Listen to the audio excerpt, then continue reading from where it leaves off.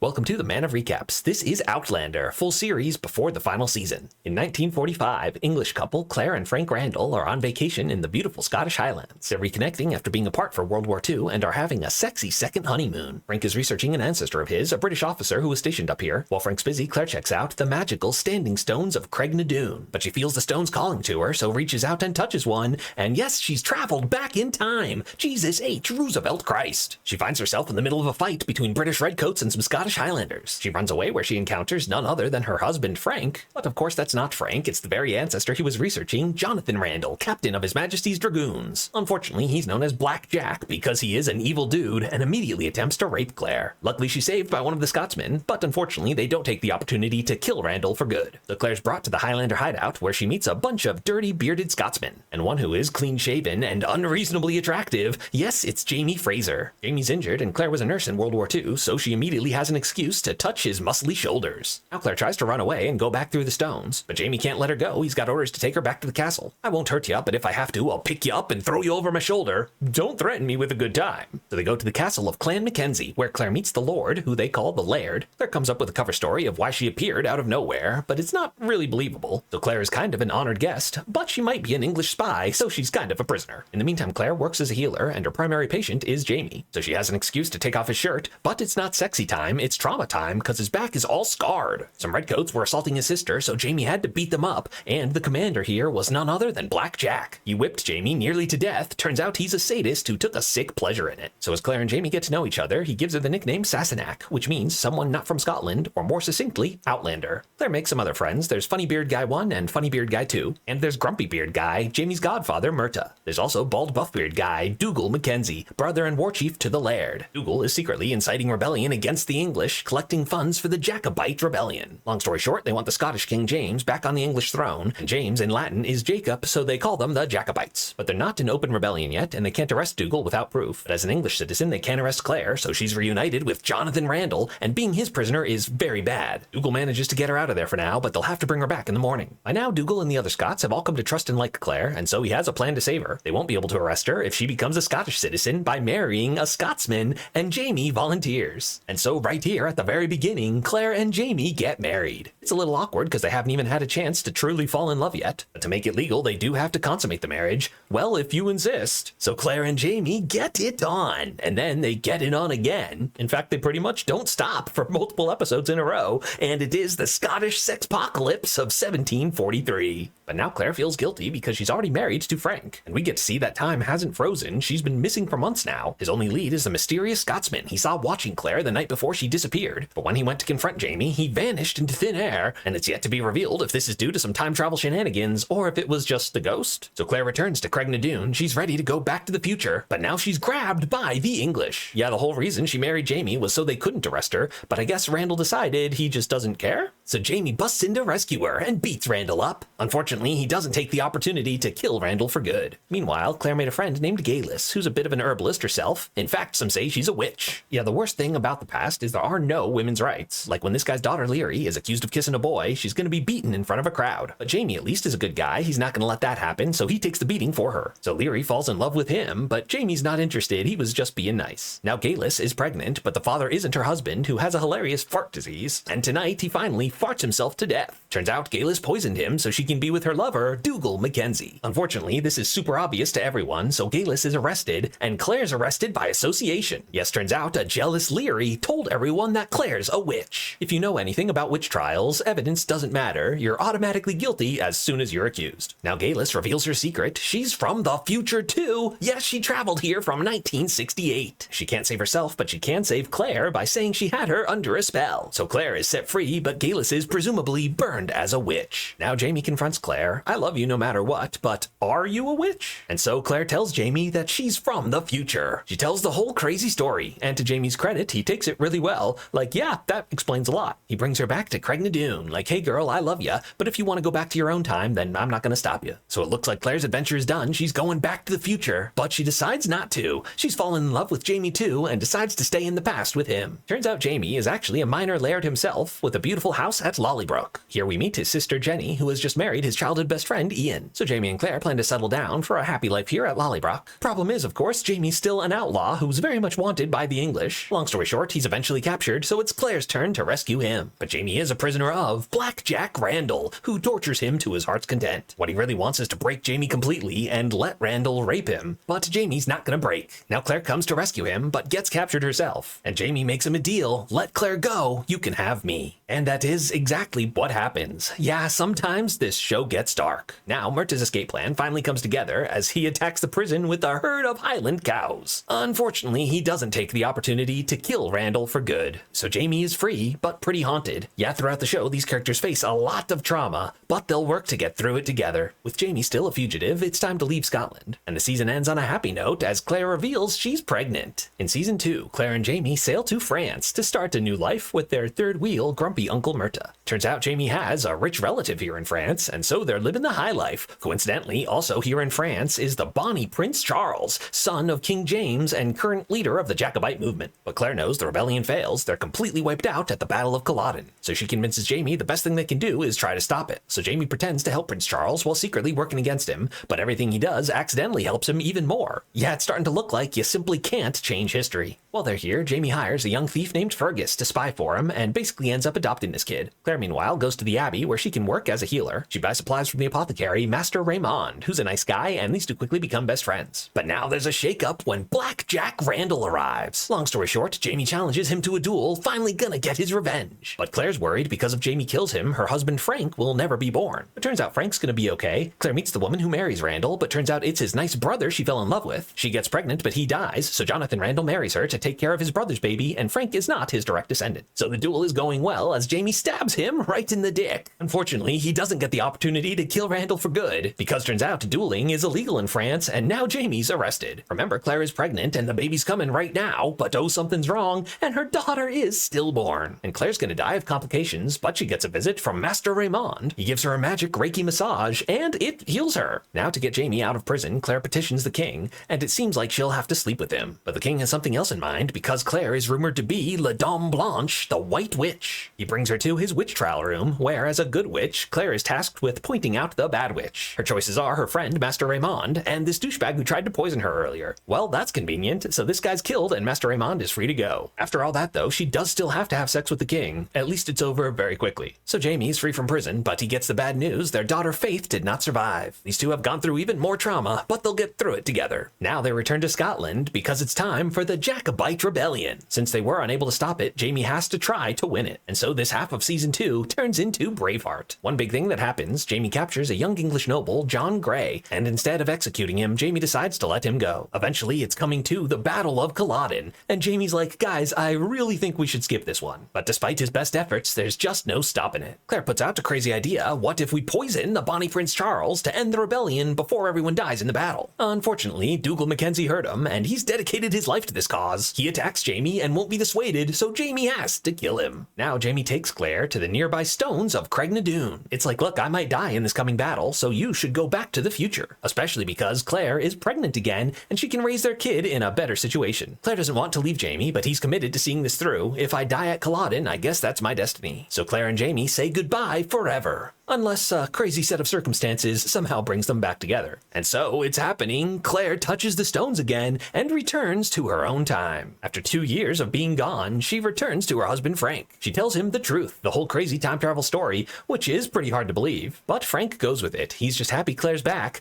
even if she's pregnant with another man's child. Then it's a 20-year time jump as Claire visits Scotland again for the first time. Apparently Frank has just died, but they've raised a beautiful daughter, Brianna. And now she finds romance in Scotland with the history scholar Roger Mackenzie. He is the adopted son of the historian priest whose parents died in World War II. Now Brianna figures out that Frank wasn't her real dad. Claire tries to explain it wasn't really cheating because I was sucked through magical stones as part of a time travel adventure. Brianna, of course, doesn't believe her, but here in 1968 is none other than Galis, who is a Scottish independence activist. Turns out she had been doing intense research on the legend of the time travel stones, with the intention of traveling back on purpose to win the Jacobite Rebellion. But her research indicated that for the stones to work, you need a human sacrifice, so she fully kills her husband. Now Claire comes to stop her and warn her that she'll be burned as a witch, but they got there just too late, and Galis disappears into the stones. Having seen this, Brianna realizes her mom was telling the truth, so she and Roger do some research on James Frasier, and turns out he survived the Battle of Culloden. Now, with her daughter grown and her husband dead, it's time for Claire to go back through the stones and live happily ever after with her love, Jamie. And this could be the end of the series, but this show is just getting started. In season 3, turns out Claire did not just jump through the stones with no preparation. She and the kids are doing some research to trace Jamie through history. And it starts with the Battle of Culloden, which was unfortunately a massacre. But Jamie came face to face with Black Jack Randall, and these two had their final epic duel. They are both grievously wounded, but in the end, Black Jack Randall is finally dead for good. Jamie survived the battle, but was going to be executed. But the officer in charge here is brother to John Grey, the young noble whose life Jamie spared. So he owes him one and lets Jamie go. So Jamie hides out in the woods for a while because he is England's most wanted, the notorious rebel Red Jamie. He becomes known as the Dun Bonnet because he wears a brown cap to cover up his iconic red hair, which is completely pointless because he grew his hair out so long. The English keep harassing his family, culminating with young French Fergus when the Redcoats cut off his hand. To protect his family, Jamie and his sister stage a thing where she turns him in for the reward to prove she's loyal to the crown. So Jamie's back in jail again with other Jacobite prisoners like Myrta, who survived too. But one day a new warden comes in. It's Lord John Grey. Yes, the kid Jamie saved, all grown up. Lord John, of course, despises traitors, but he is a good, honorable guy. And when Jamie tells him how bad conditions are here, John does his best to make things better. So John and Jamie play chess every night, and these two soon become good friends. John is gay, actually, and interested in being more than friends, but Jamie lets him down easy. Sorry, bro. Eventually, the prison is shut down, and everyone's being sent to the colonies to finish their sentences as indentured servants. But John pulls Jamie out. He's found a better position for him, working the stables at a fancy manor. But the daughter here is about to marry a gross old lord, so she propositions Jamie, I want my first time to be with someone hot. Unfortunately, she dies in childbirth, and the old lord knows the baby isn't his. He's going to kill it, so Jamie has to step in and kill him. The sister is going to raise the baby, and so there's a few happy years where Jamie is hanging out with his little lord's son, William. But eventually someone is going to realize that Jamie is the kid's father, so Jamie has to leave, but the sister marries none other than Lord John Grey, who's going to take care of Jamie's son. So Jamie says goodbye forever. He'll never see his son William again, unless a crazy set of circumstances brings them back together. Meanwhile, Claire and Frank decide to start a new life in America. Claire goes to medical school and becomes one of the first women surgeons. Claire had baby Brianna, and Frank was a loving father. Claire and Frank tried to rekindle their romance, but it didn't work. Jamie was always between them. So they settled into a mostly happy platonic marriage and decided to divorce once Brie was old enough. Unfortunately, before that happened, Frank died in a random car crash. Finally, they find where Jamie should be right now, 200 years in the past where the stones take you. He's moved down to Edinburgh and working as a printer. So Claire says goodbye forever to her daughter Brianna, never to see her again unless a crazy set of circumstances brings them back together. And it's happening. Claire goes back to the past. She tracks down Jamie, who's surprised to see her,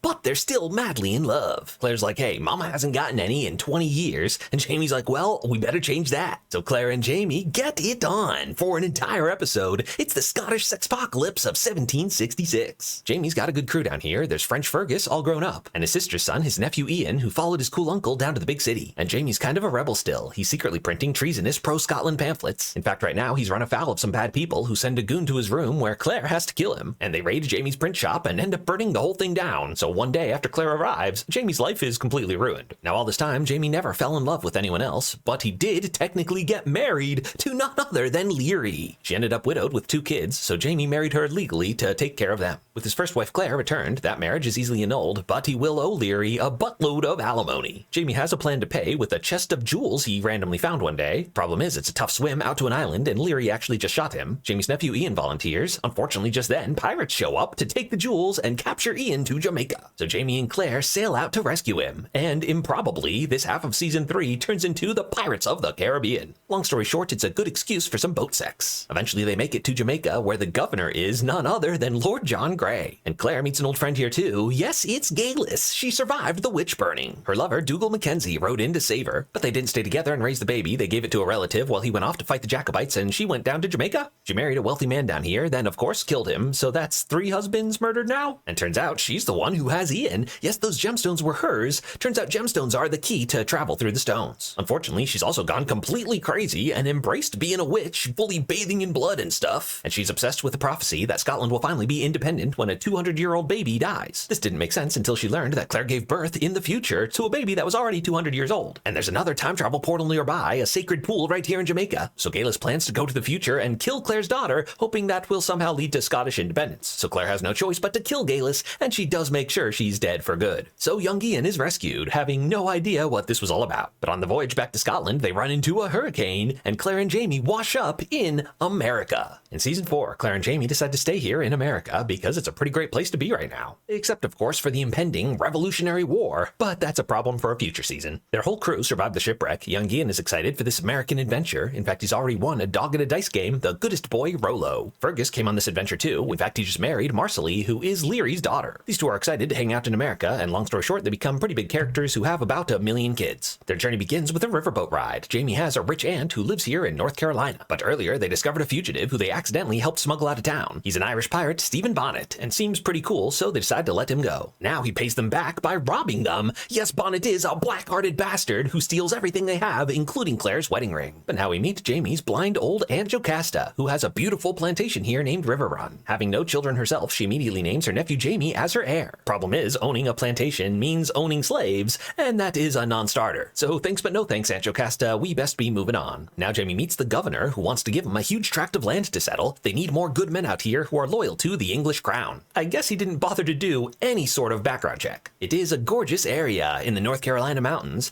Claire and Jamie decide to make a home here and name it Fraser's Ridge. And so the show that's famously about Scotland actually mostly takes place in colonial America. So Claire and Jamie get to work settling this wild, uninhabited land. Although, of course, it's not uninhabited, the Native Americans live here. Long story short, Claire and Jamie are cool, so they pretty much end up being friends. Meanwhile, in the future, Brianna and Roger are happily dating, but now they find an obituary. Yes, Claire and Jamie die in a fire when their house burns down, and the date is smudged, so it could happen anytime in the next 10 years. Brianna has to warn her mother, so it's happening. She travels through the stones. But Roger's not gonna let her go alone, so he travels back too. Long story short, they find each other in Wilmington. It's like, Roger, I didn't want to put you in danger, but he's like, girl, where you go, I go. So Brianna and Roger get it on. Yes, the next generation getting in on this time travel sexcation. Right after, though, they end up fighting about something dumb, so Brianna goes back to her room alone, where she runs into Stephen Bonnet, who has her mother's wedding ring. She's like, hey, let me buy that ring from you, but the price he wants is sex with her. And unfortunately, he's not asking. Just like that, Brianna is raped. This damn show, just when you think you're safe, it gets dark again. In the morning, Bonnet is sailing out, and he forces Roger to come with him to finish out his crew contract. So when she hears Roger sailed away, Brianna figures after their fight, he went back to the future. But now at least she easily finds her mother Claire and her father Jamie, who both of them thought they would never get to meet. She warns them about the house fire, and they're like, well, we'll watch out for that. But eventually she tells them about the rape. Yes, more trauma for these poor characters, but they'll get through it together. And the big thing is, Brianna's pregnant, so she doesn't know if the father is Roger or Bonnet. Eventually, Roger gets off the ship and comes looking for Brianna. But Brianna was traveling with this girl, Lizzie, who learned she was raped, but they never talked about who did it. And Lizzie happened to see right when Brianna and Roger were arguing. And it's Lizzie who sees Roger first, so she tells Jamie, yo, that's the guy. Before Roger can say anything, Jamie punches him and beats him almost to death. They sell him to the Mohawk, who work Roger as a slave, and poor Roger has no idea why. Eventually, the characters talk to each other and sort out all this mess. So Jamie and Claire set off to buy Roger back from the Mohawk. Meanwhile, Myrta went to go kill Stephen Bonnet, but before he could, they were captured by the guards, and Myrta's wanted too. Yes, he's a rebel, a leader of the group called the Regulators, who are basically trying to start the American Revolution a few years early. So his friends come to rescue him, and they blow up the whole prison. Unfortunately, he didn't take the opportunity to kill Stephen Bonnet for good. The rest of the gang get to the Mohawk and explain it was all a misunderstanding, but if they want Roger back, someone else has to take his place. And young Ian volunteers to give him the test to see if he will be their slave or if he's worthy to join the tribe. And Ian passes, so he's gonna be a Mohawk. But this is an oath for life, so Ian says goodbye forever, unless a crazy set of circumstances somehow brings them back together. So Roger is rescued and reunited with Brianna, and he's excited to raise their kid, biological father or not. In season 5, Brianna and Roger get married and have their son Jeremiah. Not sure if babies can travel through time, they decide to stick around here for a bit. Myrta and the Regulators have stepped up the rebellion, so the governor calls on Jamie to fulfill his oath to the crown and hunt this Myrta down. Of course, Jamie knows where Myrta is. He's in a shed in his backyard boning his aunt right now. Earlier, they told Myrta about Claire's time travel, so Jamie tries to tell him now, just wait a few years, then we'll fight in the real revolution on the same side. But Myrta's not going to stop fighting. He's like, maybe that revolution doesn't happen if I don't do this one now. So Jamie's forced to fight against his kinsman Myrta, wearing the red coat of his lifetime enemy, the English. In the end, Jamie comes face to face with Myrta, but the battle's pretty much over, so he's gonna let him go. But oh, Myrta's shot by one of Jamie's men, and so Myrta dies in Jamie's arms. Jamie faithfully did his duty, but now he swears to never wear the red coat again. Now, as Jamie's son-in-law, Roger Mackenzie had to fight too. But Roger's not a fighter, he's a peacemaker, and a great singer, becomes beloved to his men as Roger Mack. By chance, he encountered another Mackenzie who who turned out to be his ancestor, but her husband, Buck, doesn't appreciate this random dude talking to his wife, and not knowing that Roger is his own great-great-grandson, he immediately just knocks him out. And tragically, when the English find him, they assume he's with the regulators, and Roger is hanged. Luckily, they get there in time to save him, but now Roger Mack had his own trauma, and he and Bree will get through it together. A lot of the rest of season 5 is random ass filler, like one day a buffalo shows up at the house and almost steps on the baby. There's a whole episode where Jamie gets bit by a snake and they make it seem like he's gonna die. I don't want to say that Claire sexes him back to life, but that's pretty much what happens. After this, Claire realizes she needs better medicine here in the past, and so she starts growing mold to make penicillin. This lets her do more intensive surgeries, like removing the tonsils of the two identical Beardsley twins. The main story at the end of the season is when Ange Jocasta names Brianna's son Jeremiah as the heir to River Run. But when Stephen Bonnet learns of this, he kidnaps Brianna, and Beauty and the Beast's her, trying to treat her nice so that she'll admit Jeremiah is his son and he can take over River Run. Long story short, her family eventually rescues her. Bonnet is sentenced to death by drowning,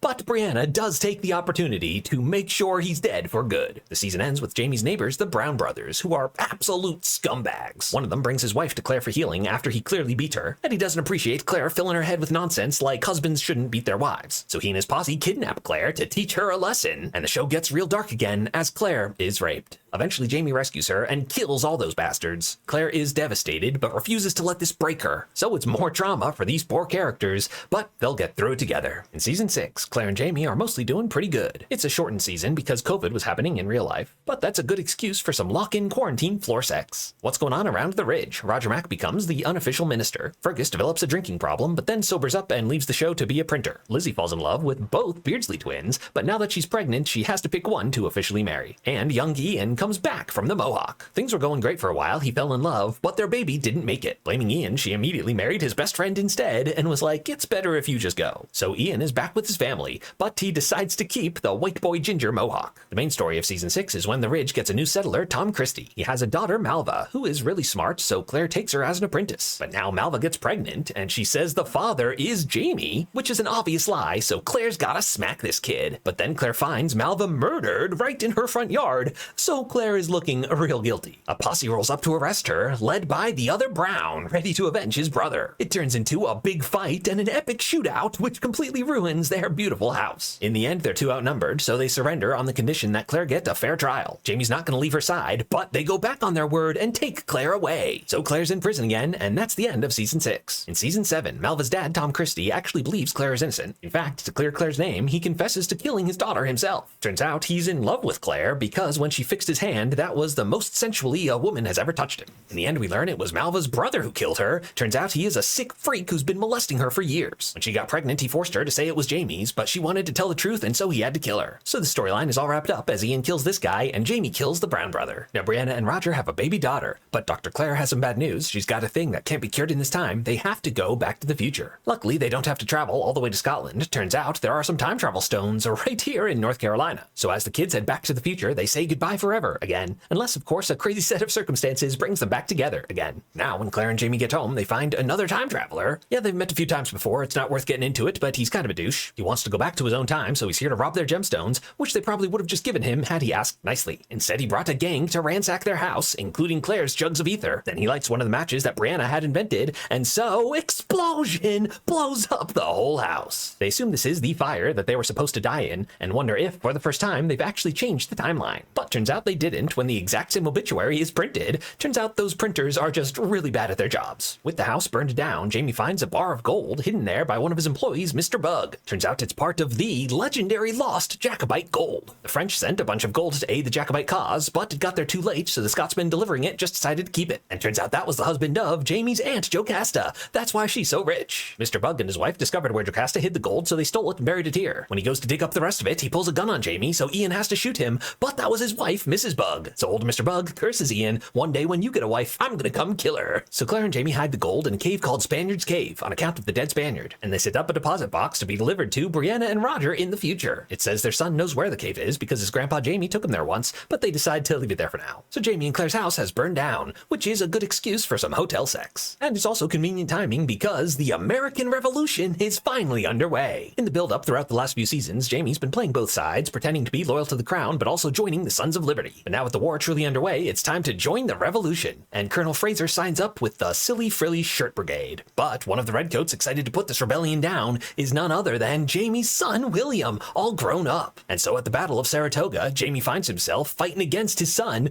shoots his hat right off. That was a close one. Jamie doesn't want to fight his son. Conveniently, he's allowed to take a break from war to go back to Scotland, where his brother-in-law Ian is dying. Jamie also has some unfinished business with his ex-wife, Leary. Yeah, remember, getting those gems for her alimony was the reason he left Scotland all those years ago. Meanwhile, at Lallybroch in the future, turns out it's for sale and Brianna and Roger buy it. But one day someone's snooping around, turns out it's a time traveler. It is Roger's ancestor, Buck Mackenzie, the one who accidentally got him hanged. He came through the stones by accident, so Roger fills him in about time travel and nice to meet you, great-great-grandpa. They let him crash with them for a bit as he becomes their kid's Uncle Buck. Brianna, by the way, is an engineer and she gets a job at the local dam. Her male coworkers haze her by locking her under the dam. Luckily, it's not that big a deal, she just walks out the other side. Since Brianna passed the test, her coworkers accept her, and this one Rob Cameron becomes their good friend. Except he's faking. He read Roger's time travel notes and decided that he totally believes it, so he kidnaps their son Jemmy and takes him back to the past to lead him to the Jacobite gold. Roger and Buck go to rescue him and head back to the past. And this is convenient timing because right now at Lallybroch is when Claire and Jamie are here. Except it's Jamie's father who answers the door. Yes, he went too far back. The stones normally take you 200 years back or forth, but it can change depending on intention. And sometimes the stones just bring you wherever you need to go for destiny. And so we meet up with Galis